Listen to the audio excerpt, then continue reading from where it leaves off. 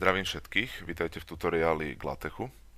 Teraz by sme sa pozreli na to, ako v LaTeXu vytvoriť zoznam použitej literatúry a ako sa na jednotlivé položky tohto zoznamu odkazovať priamo v texte. Tí z vás, ktorí už niečo také robili, pravdepodobne vo Vyzývy k nástroji viete, že je pomerne náročné a prácne udržiavať zoznam literatúry v nejakom konzistentnom stave, tak aby boli odkazy rovnako naformátované a ešte aby aj zodpovedali norme, štandardne v našich končinách najmä ISO 690. No a zároveň je pomerne náročné, ak to robíme ručne, udržiavať aktuálne odkazy aj v texte. Hovorím o číslach, ktoré sa v texte vyskytujú a ktoré odkazujú na zdroje na konci dokumentu. Tieto čísla samozrejme vždy treba pomeniť, pokiaľ nejaké odkazy pribudnú a tak ďalej. Obidve tieto veci LaTeX rieši pomerne elegantne a poďme sa teraz pozrieť na to, ako sa to teda robí. V LaTeXu sa používa na citovanie špeciálny podprogram alebo program BibTeX. Píše sa BibTeX. Tento program vyžaduje, aby sme zoznam použitej literatúry mali definovaný v separátnom súbore. Ja som si tento súbor už pripravil, nazval som ho zdroje bib. Tá prípona bib hovorí o tom, že teda ide o bibliografický súbor. No a takýto súbor potom obsahuje zoznam bibliografie. Jednotlivé položky sú znázornené takýmito štruktúrami. Keď si všimneme, tak je tu najskôr uvedený typ tej položky, čiže v tomto prípade ide o knihu, tuto ide o nejaký článok v časopise vedeckom, tuto ide o príspevok v konferenčnom zborníku. Tie typy sú samozrejme aj ďalšie. Potom sú kučeravé zátvorky, do ktorých je vlastne zadefinovaný celý ten bibliografický odkaz. A v nich prvou vecou je nejaký kľúč, to znamená niečo, čo si môžete vymyslieť vy, akým spôsobom si označíte tú danú referenciu. Niektorí z vás už asi tušíte, že ju potom budeme používať pri odkazovaní. No a potom sú jednotlivé polia, alebo teda atributy, ktoré tá referencia musí mať definované. Vždy potrebujete mať autora, potrebujete mať názov tej referencie, teda toho diela. Potrebujete mať rok, kedy bolo vydané. V prípade kníh sa uvádza ISBN, uvádza sa ten, kto knihu publikoval, jeho adresa a tak ďalej. Pri článkoch sa počet tých atribútov zmenil, aj tie atribúty sú iné. Napríklad sa musí uvádzať, z akého je to žurnálu, alebo teda časopisu, aké má ten časopis ISSN, čo je nejaké číslo pre časopisy, podobne ako ISBN je pre knihy. Uvádza sa, koľké vydanie a tak ďalej. Pri zborníku sú zase tie údaje kúsok iné. Tento zápis slúži ako vstup, ako zdroj. Takýmto spôsobom sa samozrejme nikde v knihách neuvádzajú odkazy. Toto slúži ako zdroj pre BibTeX na to, aby naformátoval vaše odkazy potom do požadovanej cieľovej podoby. Mimochodom, vytváranie týchto záznamov pre BibTeX môžete robiť samozrejme ručne, ale väčšinou budete chcieť niekde tieto záznamy nájsť. Napríklad, ak budete pracovať s výskumnými článkami v oblasti informatiky, pravdepodobne vás neminie návšteva portálu ACM a tam napríklad ku každému článku je k dispozícii takýto záznam. Skrátka si ho odtiaľ iba skopírujete a vložíte do svojho súboru. Keď máme takýto súbor pripravený, v našom dokumentovom zdrojáku stačí spraviť niekoľko vecí. A poprvé, musíme určiť miesto, kde má byť bibliografia vložená a na to miesto vložíme príkaz bibliografii.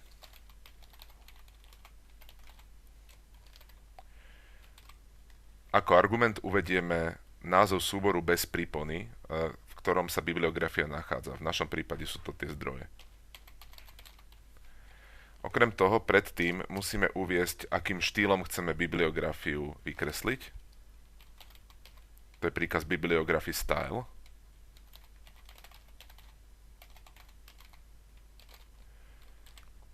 A tu zatiaľ použijem defaultný typ plain.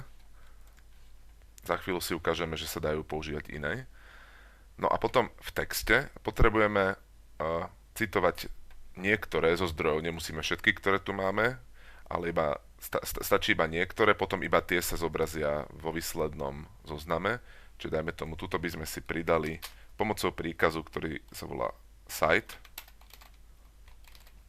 Tak tu si pridáme, dajme tomu, odkaz na tento prvý, či Duchovský 2007.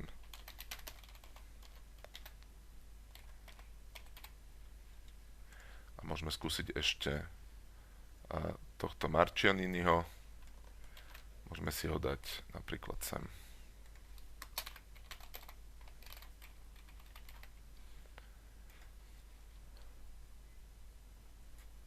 Povedzme, že to je nejaký minimálny príklad. Skúsme to vygenerovať.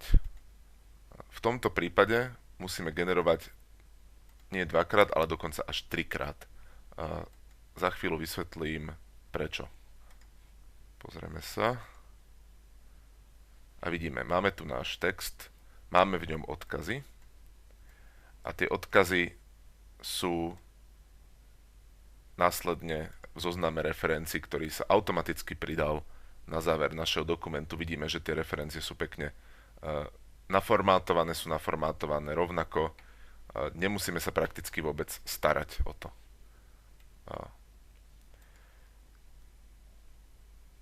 Čiže toto je základný princíp. Čo vieme samozrejme ďalej robiť je, pridávať ďalšie citácie. Citovať môžeme aj viackrát, to znamená, ja tohto Duchovského kľudne môžem pridať aj sem. Ak chcem naraz citovať viacero zdrojov, vložím to do jedného príkazu, oddelím čiarkou. Skúsme to.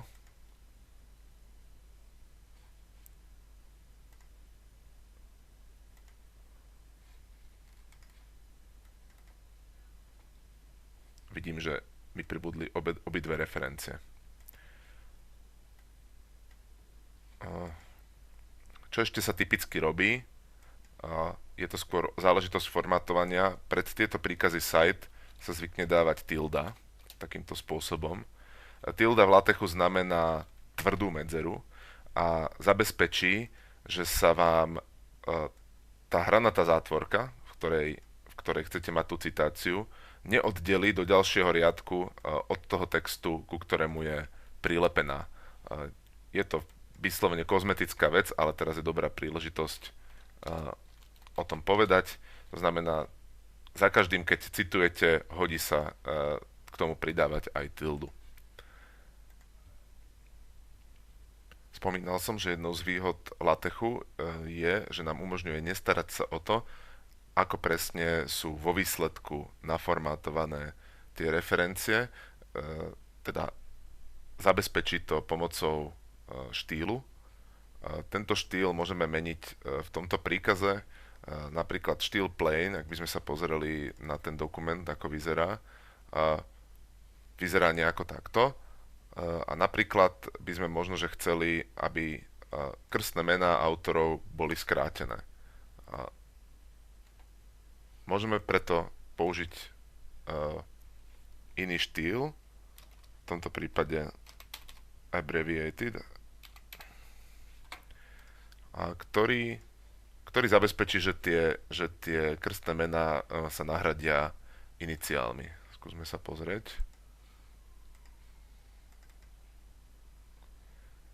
Vidíme, už sú tu len iniciály. A týchto štýlov je veľmi veľa, dajú sa definovať aj vlastné, to je akože out of scope toho, čo sa tu chceme naučiť. Každopádne častokrát sú predpísané vydavateľom alebo teda pravidlami, ktoré musíte dodržať. Napríklad naša norma STN ISO 690 nie je pokrytá v tomto štýle ani v tom predchádzajúcom. Dokonca v LaTeXu, ak mám vedomosť, štandardne nie, preto potrebujeme využiť externý súbor, alebo teda externý štýl. Ten externý štýl je definovaný v súboroch, ktoré majú koncovku BST, to je ako Bibliography Style. A to, čo som ja osobne našiel ako najbližšie našej norme, je české ISO. To znamená, môžeme skúsiť, ako to bude vyzerať v tomto prípade. Ak ten súbor mám napríklad v tom istom priečinku, ako mám svoj zdrojový súbor, stačí mi, aby som tuto napísal jeho názov. A môžeme generovať.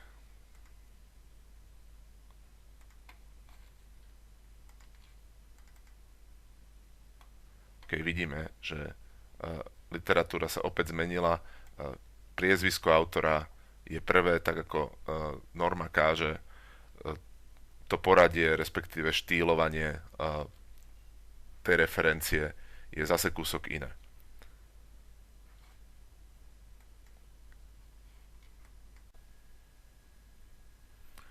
OK.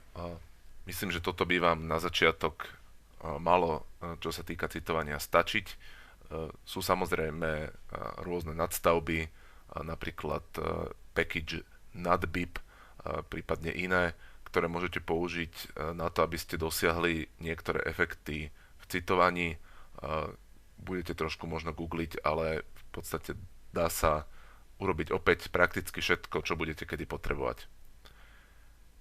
OK. Toľko z mojej strany a uvidíme sa v ďalšom videu.